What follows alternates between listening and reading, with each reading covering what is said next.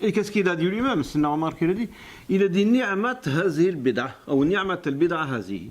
Quelle excellente innovation que celle-là. Est-ce qu'il a dit que c'était une innovation? Il l'a dit, bid'ah. Est-ce qu'il a dit qu'elle était mauvaise? Il a dit Ni'mat. Quelle excellente innovation. Donc oui, il y a des bid'ah hasana, j'insiste. Et quand vous voyez des gens qui vous disent ah non, il n'y a pas de bid'ah hasana, faux. Faux. Adaghalat. J'ai un frère qui est rentré il y a quelques jours dans une librairie. Il a dit vous avez la bid'ah hasana? Ben, regardez, il n'y a pas de bid'ah hasana. Si, il y a des bid'ah hasana, je suis désolé. Habibi, il y a des bid'ah hasana. Ça te plaît pas, ça ne change rien. Anna adilla. Vous me demandez toujours des dalils. Voilà des dalils. Et des dalils, il y en a plein. Je vais même vous donner un exemple de bid'ah. Alors, je ne sais pas si on peut dire qu'elle est hasana, puisqu'elle vient d'un des chefs de file à des années-lumière de distance, puisque bon, Ibn Taymiyyah peut être considéré quelque part comme l'ancêtre du wahhabisme. Ibn Taymiyyah avait une habitude qui consistait à lire la sourate al-Fatiha entre la prière du Fajr, une fois qu'elle était accomplie, et le lever du soleil. Il récitait la Fatiha jusqu'au lever du soleil. Ce n'est pas une sunna prophétique.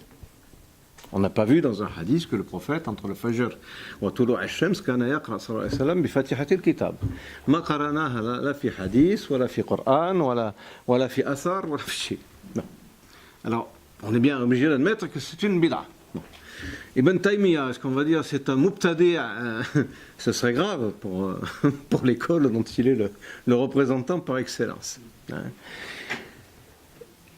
Donc, encore une fois, vouloir absolument que toute innovation relève systématiquement de ce qu'on appelle la bid'a say'a, ça ne tient pas la route.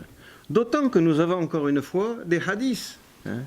Des hadiths dont le plus connu est Man sanna fil islami sunnatan hasana. Alors ce hadith, il a été conjugué, ça c'est la forme la plus connue, mais il existe selon 5 ou 6 riwayat différentes, avec des mots un peu différents, mais tous vont dans le même sens. Celui qui met en pratique une sunna, qui est une innovation, mais qui est une bonne innovation, sunna hasana, celui-là aura la récompense de cette mise en pratique, plus la récompense de tous ceux qui l'auront imité jusqu'au jour du jugement, sans que cela n'enlève rien à leur propre récompense. Donc ça, ce hadith, il est clair. Il est clair. Et il est le fondement de la bid'a hasana. Quant à l'autre, qui nous précise kullu bid'atin dalala wa kullu dalala fi nar, c'est un hadith qui est âme, qui a une portée tout à fait générale. وهذا الحديث الذي جاء من بعده هذا للتخصيص. C'est un hadith qui vient restreindre la portée. Qu'est-ce que dit Sayyida Aïcha un peu dans le même sens? كل أمر كل ليس عليه أمرنا كل سألني يا شيخ كل أمر ليس كل شيء ليس عليه أمرنا فهو رد البداية شو qui ne fait pas l'objet d'un ordre venant de nous est réfuté. C'est ce que dit Sayyida Aïcha. Ça implique quoi? Kullu amrin alayhi amruna fa huwa maqboul. Toute chose, toute œuvre qui est conforme à nos ordres, c'est-à-dire à notre shara, est acceptable.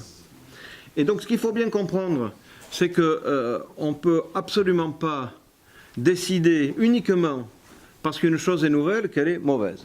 Hada la yakun wa lan yakun wa lam yakun. Bien. Encore une fois, le ulul amr, ceux qui détiennent le commandement. Ceux qui détiennent le commandement, quand il y a un isar entre les musulmans, c'est-à-dire une divergence, ils sont tenus de s'en remettre à Dieu, de s'en remettre à son envoyé, de s'en remettre à ceux qui détiennent le commandement. Dieu et son envoyé, il n'y a pas de problème. On sait que Dieu, c'est le kitab, al-muha ila rasulihi, sallallahu alayhi wa sallam. Le prophète le dit clairement, innama utitu al-kitab wa misluhu ma'a. On m'a révélé le livre, et autant que le livre avec le livre, on sait que c'est la sunna. Après, ulul amr, c'est clair qu'ils détiennent ni le livre ni la sunna du prophète. Mais qu'est-ce qu'ils détiennent? en main les éléments, encore une fois, que sont le livre et la sunna, et qui vont leur permettre de juger des événements nouveaux qui se présentent à eux. Et en ce sens, Ulul Amr, ce sont ces générations de savants qui sont venus après le prophète et qui nous ont légué ce qu'on appelle aujourd'hui le fiqh, l'usul al-fiqh, etc. Et qui sont remis en cause par nos amis wahhabites comme s'ils étaient des mubtadi'a, n'est-ce pas? Alors, c'est complètement absurde. Par exemple, vous avez un imam qui s'appelle Shawkani. Shawkani, c'est une particularité, c'est un imam zaïdi, c'est-à-dire c'est un shia yéménite. C'est un shia yéménite, mais qui a été très influencé par la wahhabiyya naissante. Bien. Alors, Shawkani, il dit cette chose extraordinaire, je ne sais plus, enfin, c'est dans le livre, moi, il dit, en gros, quoi, que ceux qui s'en remettent à un autre que le livre et la sunna, ils s'accrochent à quelque chose qui est ghayr thabit, qui n'est pas établi, quoi. Alors, bien entendu, qui il vise? Il vise les compagnons du prophète. En disant que, en gros, Fatawi Sahaba, les jugements juridiques émis par les compagnons du prophète ne sont pas quelque chose de sabit. La seule chose qui est sabita pour lui, c'est le livre et la sunna. Bien. Alors on se dit, quand on voit des raisonnements comme ça, est-ce que j'ai affaire à quelqu'un qui est stupide? Ou est-ce que j'ai affaire à quelqu'un qui est ignorant? Alors que Shawkani a écrit des volumes et des volumes.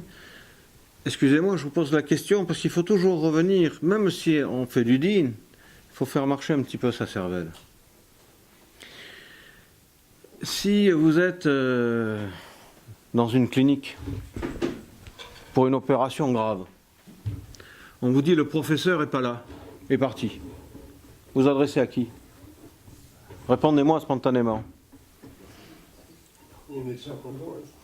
À ses élèves, à son bras droit, c'est bon. À ceux qui peuvent le remplacer en son absence. Ça paraît logique. Hein. Vous allez dans n'importe quel domaine, vous allez à l'orchestre philharmonique de Paris, on vous dit le premier violoncelle n'est pas là, qu'est-ce que vous allez demander? Il a un remplaçant? Oui. La sunna, on vous dit, le prophète sallallahu alayhi wa sallam, intaqal ila rahmatillah, alayhi afdalus salati wa atammu taslim. Vous allez vous adresser à qui? Law kuntu muttakhizan khalilan attakhaztu Abu Bakr khalilan. Si j'avais pris pour un ami, j'aurais pris Abu Bakr pour ami. Ana madinatu al-ilmi wa aliyun babuha. Je suis la cité de la science et Ali en est la porte. Donc je vais m'adresser à qui? Je vais aller voir Abu Bakr, je vais aller voir Ali, je vais dire expliquez-moi, puisque le prophète n'est plus là, qu'est-ce qu'il faut comprendre de ce texte? Dans n'importe quel domaine, encore une fois, on parle de din, mais on parlerait de n'importe quoi, c'est une réalité normale. Donc on nous dit, non, mais la seule chose qui est fiable, c'est le kitab ou le sunna. Autrement dit, quand le prophète a disparu, il n'y avait plus rien de fiable. C'est absurde. C'est absurde. Encore une fois, le kitab et la sunna, le livre et la tradition du prophète, il y a des choses qui sont solutionnées à l'époque du prophète. Et puis il y a des choses qui ne sont pas solutionnées par la suite. Il faut bien qu'on les solutionne, il faut bien qu'on trouve une réponse. Cette réponse, on va la trouver dans quoi? Également dans le livre et la sunna. Mais grâce aux règles qu'à travers le livre prophétique, à travers le livre révélé et la tradition prophétique, on a pris des règles. Et ces règles-là, on va les appliquer pour essayer de solutionner les problèmes nouveaux qui se posent à nous. Donc on ne va pas rejeter le livre et la sunna. On va essayer de comprendre les règles nouvelles en se basant sur les règles anciennes qui ont été extraites directement du livre de la sunna. Encore une fois, c'est une continuité, ce n'est pas une contradiction, ce n'est pas un rejet du livre. Ce que voudrait nous faire croire toute cette bande, excusez-moi, des fois je perds un peu les pédales, d'imbéciles, ils voudraient nous faire croire que Abu Hanifa ou Malik ou les compagnons se sont opposés au prophète et au livre, mais ça n'a aucun sens. Ça n'a aucun sens. Est-ce qu'on va dire, encore une fois, je reprends l'exemple parce qu'il est parlant, on a un grand professeur d'université qui a fait des recherches dans le domaine de la génétique, il est décédé, son bras droit l'a remplacé, il a fait de nouvelles recherches, il a fait d'autres découvertes, on va dire l'élève, il s'est opposé au maître? Il a continué son œuvre, peut-être avec des moyens moindres, peut-être avec des capacités moindres, mais il a fait que prolonger le legs du maître. Eh bien, dans l'islam, c'est ce qui s'est passé. Le prophète, sallallahu alayhi wa sallam, nous a transmis le message du Rabb al-Arbab et du Malik al-Moulouk, du roi des rois et du seigneur des seigneurs, qui n'est autre que Dieu. Et une fois qu'il nous a transmis ce message, il nous l'a explicité grâce à sa tradition. Et quand le prophète lui-même a rejoint la miséricorde de Dieu, eh bien, c'est son entourage proche qui s'est chargé d'expliquer à l'entourage des compagnons puis des tabi'in ce qu'il fallait tirer de ce texte-là. Et il ne s'agit pas d'une trahison, il s'agit d'une continuité, d'une explication nécessaire, logique et nécessaire. On ne peut pas, une fois que le prophète avait disparu, dire ça y est, on n'a plus rien de fiable, donc kullu bid'atin dalala.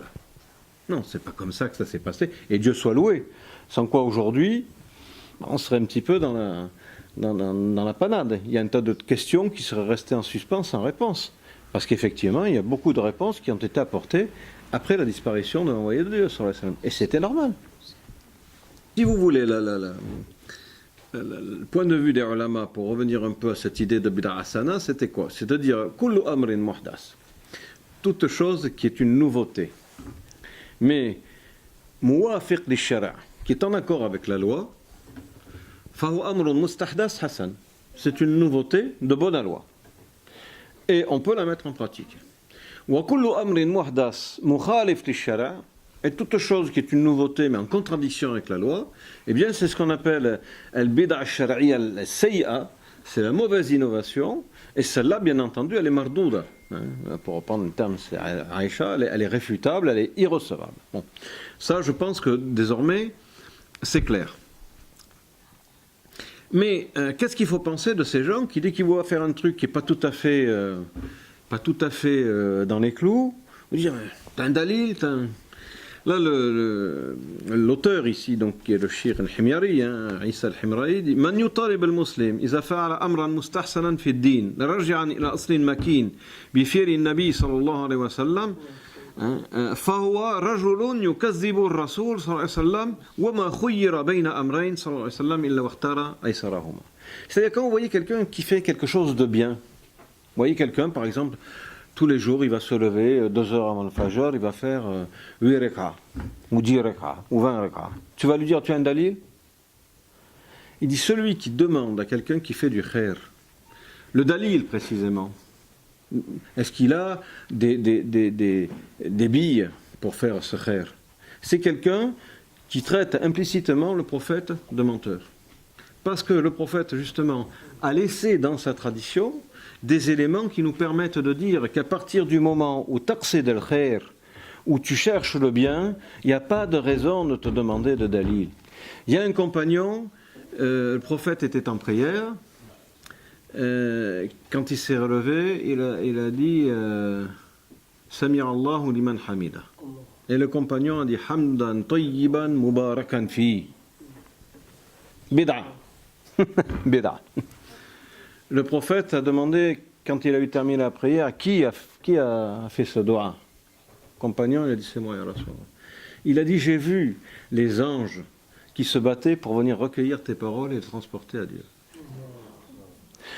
On n'a pas le droit de demander à un musulman qui fait du khair, quand ce khair s'accorde avec le shara, pourquoi tu as fait ça? Le prophète, madahahum bizalik, wa asabahum ala zalik. Il les a louangés quand ils faisaient des choses comme ça. Et il leur a accordé une récompense. Enfin, en tout cas, où il leur a transmis de la part de Dieu qui s'était vu accorder une récompense. Qui en est nous pour aller demander à quelqu'un qui lui fait pourquoi tu fais du khair, toi? Hein? Pourquoi je fais du khair? J'ai envie de faire du khair, ça te dérange?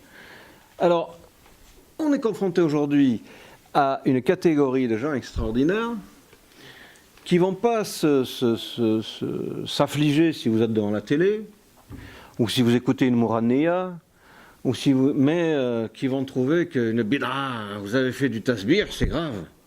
Ah bon? Smahli, khoya, j'en ferai plus. On a demandé récemment à un imam wahhabite, Cheikh, si on remplaçait l'orniya par des chants soufis. Bon, il y a des chants soufis qui prêtent à confusion peut-être, mais il y a des chants soufis, c'est juste Madh al-Rasoul. Est-ce qu'on ne pourrait pas remplacer ceci par cela? Il a dit non, bid'a, pas bon. Écoutez la Mouraniya, c'est mieux. écouter Kulthum, Fayrouz, voilà, mais allez pas écouter quelqu'un qui dit Salatu wa salamu alayka ya Rasulallah, c'est grave. Ayyu mantiq hada. Qu'est-ce que c'est que cette logique a'waj, cette logique à rebours? Hada mantiq a'waj. Aujourd'hui, on est confronté à des gens qui vous disent Bida, Bida, Bida. Vous vous réunissez après la prière pour faire du zikr jamaï, Bida. Vous vous réunissez pour lire le Coran, Bida. Vous avez un tasbih, Bida. Mais quand ils sont à la Mecque, moi je les ai vus.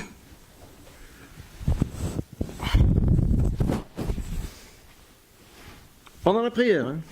Ça c'est pas Bida. C'est quoi ça? Molli. C'est min al-hasanat, hasanat al-abrar. Allahu ta'ala a'lam. Et ça, personne ne trouve rien à y redire. On en est arrivé, il a qalbil umur, à transformer complètement les choses en faisant passer les gens qui étaient à la recherche du khair et qui voulaient adorer leur Seigneur avec un minimum d'ikhlas, de désintéressement et d'enthousiasme, à les faire passer pour des gens dangereux faits de din, et à faire passer des gens qui se foutaient éperdument du din parce que bon, c'était juste devenu, comme le disait le prophète, il ne restera du din qu'une forme extérieure. Hein, donc des gens qui accomplissent les rites, voilà, machinalement, parce qu'on leur dit à telle heure, il va y avoir hay'at al-amr bil ma'ruf wa nahy anil munkar qui va passer, donc sortez de vos boutiques et priez, faites la prière, sinon ils vont vous mettre un coup de bâton. Ils font ça sans conviction, sans même penser à ce qu'ils disent, mais ça, c'est du bon din. On en est arrivé à renverser complètement la vapeur et à faire passer le salih pour le talih et le talih pour le salih. Et ça, c'est ce qu'avait annoncé le prophète sallallahu alayhi wa sallam à la fin des temps. Quand il y aura quelqu'un de khayr qui se lèvera pour parler, tout le monde lui dira tais-toi, scout, assieds-toi. Et quand il y aura quelqu'un de shirrir qui se lèvera pour parler, tout le monde l'applaudira. Et c'est ce qui se passe aujourd'hui. C'est ce qui se passe. Ben Baz, oh là là, Ben Baz, oh là là, oh là là, Albani, oh là là. على ايش؟ بن باز سمح للكفار ان يدخلوا الديار المقدسه لمهاجمه صدام. Et on nous dit mais ça c'est un mufti comme depuis quand avons-nous ouvert les frontières de la Mecque et de Médine à des non-musulmans quels qu'ils soient? Moi je ne veux pas taper systématiquement sur les kuffars, c'est pas la question. Mais on nous fait passer ça pour un héros de l'islam. Mais on se moque de qui? On se moque de qui? Aujourd'hui, encore une fois, on est à l'époque du qalb al-mafahim. On veut nous retourner le cerveau. On veut nous retourner le cerveau. On veut qu'en voyant quelqu'un dans une mosquée en train de prier, on nous dise ah ça y est. En voyant quelqu'un qui joue au casino à la sortie de la mosquée, on nous dit ah mashallah, rajoul. Bon. Sami'na wa asayna. On n'est pas du tout d'accord pour nous soumettre à ce genre d'injonction. Alors on va avancer encore un petit peu. Le prophète nous dit alaykum bi sunnati wa sunnati al-khulafa ar-rashidin min ba'di. Donc on a bien compris que la sunna évidemment des compagnons, c'était pas une sunna au sens prophétique, mais c'était la tradition qu'ils avaient forgée par imitation du prophète, comme l'ont fait les tabi'in en créant les écoles de jurisprudence islamique. Bon.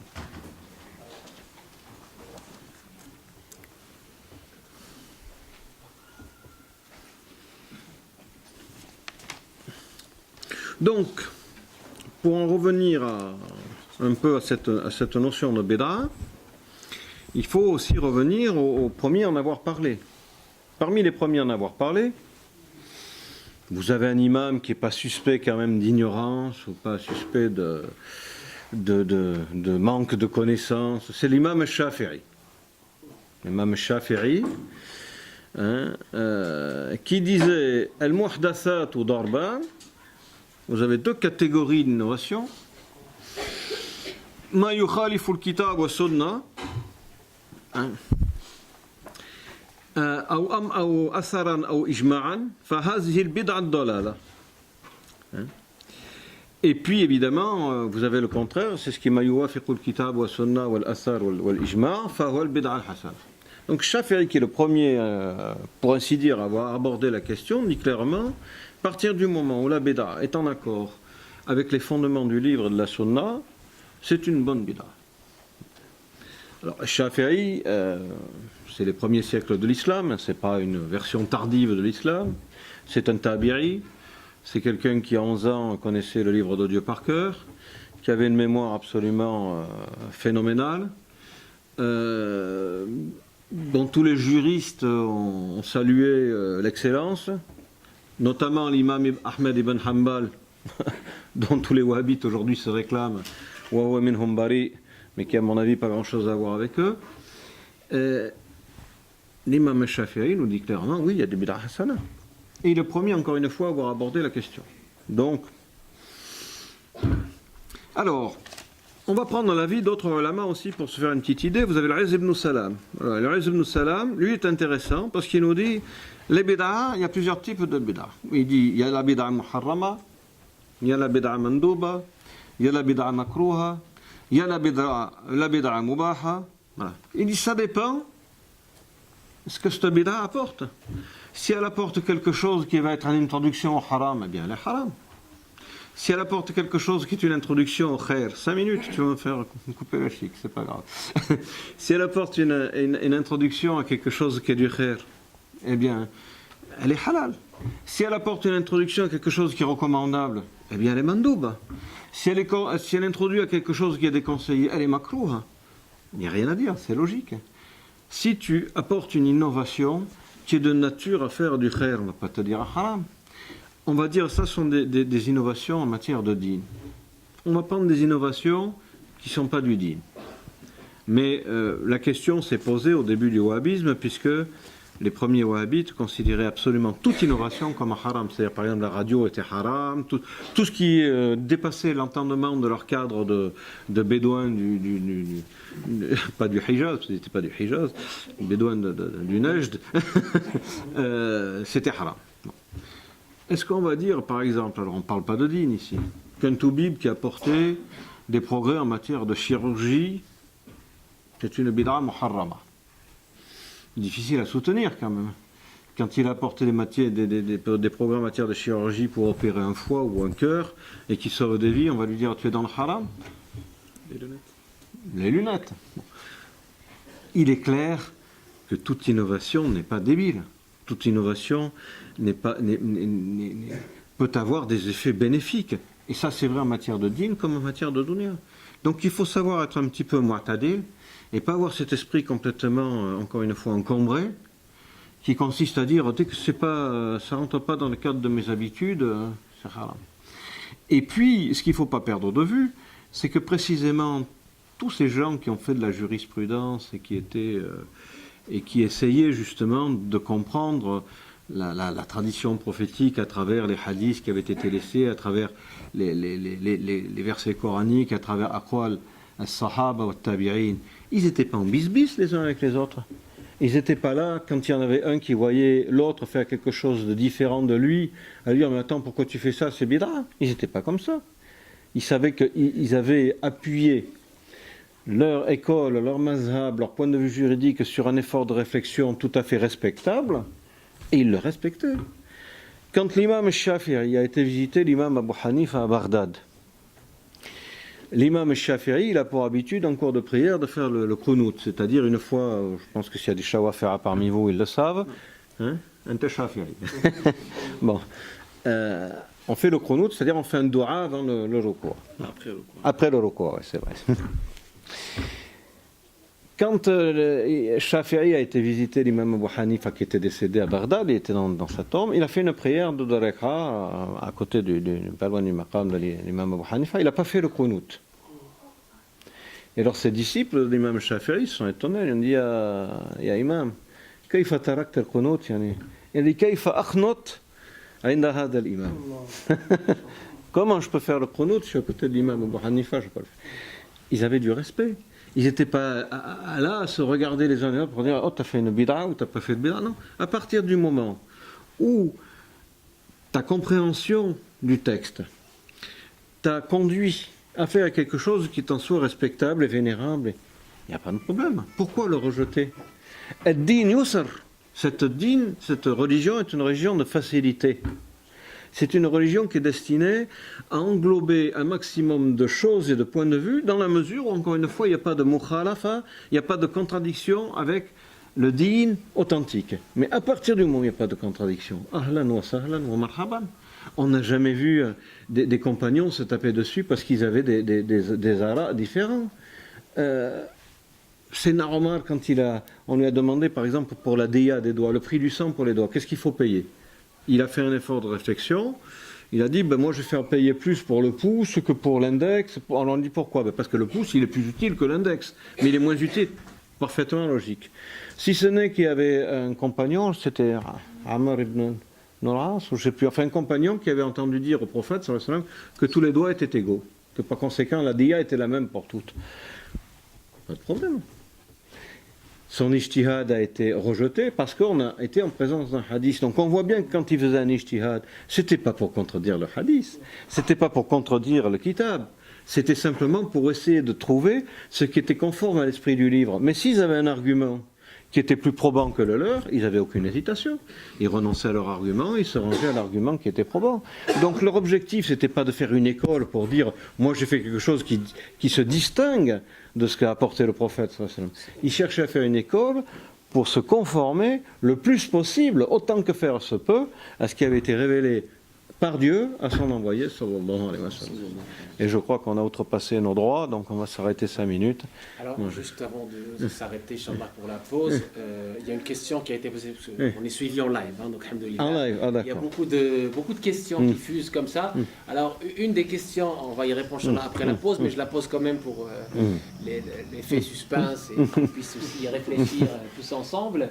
Alors, il y en a qui nous disent, mais la parole de Shafi'i qui classe la bid'a en bonne ou mauvaise, ou ce que vous avez cité sur Al-Izz ibn Abd al-Salam, ou autres savants qui ont classifié la bid'a en 5 catégories, de le haram jusqu'à la halal. Alors, parmi ceux qui contestent la bid'a, vous avez donc essentiellement, je vous l'ai dit, Shatibi, et puis vous avez Ibn Taymiyyah, bien entendu. Vous en avez un qui a une position qui est un peu ambiguë, on nous dit, qui est Ibn Hajar al-Asqalani, qui de temps en temps a une position qui rappelle ceux qui admettent la bid'a, et de temps en temps une position qui rappelle ceux qui la nient. Donc en fait, ce qu'on pourrait dire, c'est qu'il fait partie de ceux qui nient qu'il y ait des bonnes bid'a, quand c'est une bid'a en définitive qui est mukhalifa li qawa'id al-shara', qui est en contradiction avec les règles de la loi, mais qu'en revanche, il lui arrive de l'admettre quand effectivement il voit qu'il n'y a pas d'opposition, et que finalement ça le rangerait plutôt dans le camp de ceux qui l'admettent au final. Mais bon, on peut dire qu'il a une position ambiguë, Ben Hajar al-Asqalani, voilà. Et puis il y a qui? Il y a Zarrakshi, qui est effectivement un grand imam, qui était Shafi'i, je pense, et qui lui effectivement nie qu'il y ait une possibilité de bonne bid'a. En revanche, parmi ceux qui acceptent la bonne bid'a, parce qu'il faut quand même qu'on en parle, parce qu'on vous dit, c'est vous, non, c'est pas nous. Moi je vous dis, Imam al-Shafi'i, Ibn Hazm al-Zahiri, Ibn Hazm, bon, Sahib al-Muhalla, c'est comme la référence majeure de l'école zahirite, pratiquement. L'imam al-Ghazali, bon, Rani al-Tarif, Al-Az ibn Abd al-Salam, qui est la référence à l'époque en matière de jurisprudence, qui est le Ramdan al-Mazhab al-Maliki, je pense, Al-Az ibn Abd al-Salam. Après, vous avez Al-Hafiz ibn al-Arabi al-Maliki, qui était le Qadi, un des grands Qadi al-Qudat, le juge des juges en Andalousie, dans l'école malikite. Après, vous avez Ibn al-Athir, Sahib al-Nihaya, l'historien, auteur d'un ouvrage qui s'appelle al-Nihaya, qui est un ouvrage connu. Vous avez l'imam Ibn al-Jawzi, qui est un des umda, un des piliers de l'école Hanbali. Vous avez l'imam Shihab al-Din Abu Shama, qui est le shir de l'imam al-Nawawi. Bon. Vous avez l'imam al-Nawawi lui-même.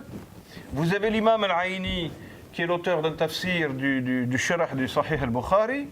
Vous avez l'imam al-Karmani, vous avez l'imam al-Zarqani, grand faqih malikite, etc. Donc, on ne va pas me dire quand même, oh mais non, les ulama anciens, ils ne défendaient pas l'idée de bid'a hasana. Je vous ai donné une dizaine de noms, je pourrais vous en rajouter une quinzaine sans problème, du même acabit.